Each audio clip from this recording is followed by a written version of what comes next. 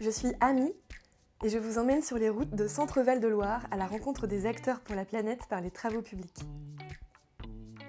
Vous voulez en savoir plus? Alors suivez-moi. Aujourd'hui, nous nous rendons à Châtillon-sur-Indre pour vous parler de photovoltaïque. En 2021, en France, la puissance installée de production d'électricité renouvelable s'établit à près de 57 000 MW. Parmi les différentes sources de production, une émerge. La filière solaire, avec le développement des centrales photovoltaïques qui représentent déjà 11 000 MW. Pour en savoir plus sur ce sujet, nous avons rencontré M.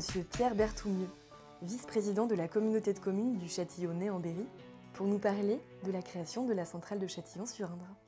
Monsieur le vice-président, pourquoi créer une centrale photovoltaïque sur votre territoire? Alors, le projet de réalisation d'une centrale photovoltaïque au sol sur le territoire de la commune de Châtillon-sur-Indre répond essentiellement à deux objectifs principaux.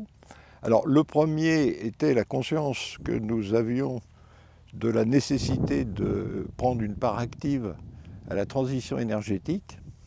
D'autre part, la nécessité également de valoriser un terrain classé en réserve foncière destiné au développement durable. Par ailleurs, la proximité avec le centre d'enfouissement des déchets ménagers de Châtillon-sur-Indre nous permet, grâce à la présence d'une installation de cogénération, l'utilisation conjointe d'une ligne de réinjection de l'électricité produite actuellement et qui sera produite dans le futur sur la centrale photovoltaïque. On peut donner une petite précision quant aux performances de la centrale photovoltaïque. Bon, c'est une centrale qui est implantée sur un terrain de 5 hectares. La surface utilisée par les panneaux est de 3 hectares 3 et la production annuelle d'électricité sera de 5400 MW à l'année, ce qui correspond à la consommation de 3000 habitants. Pour réaliser ces travaux, il faut des savoir-faire spécifiques.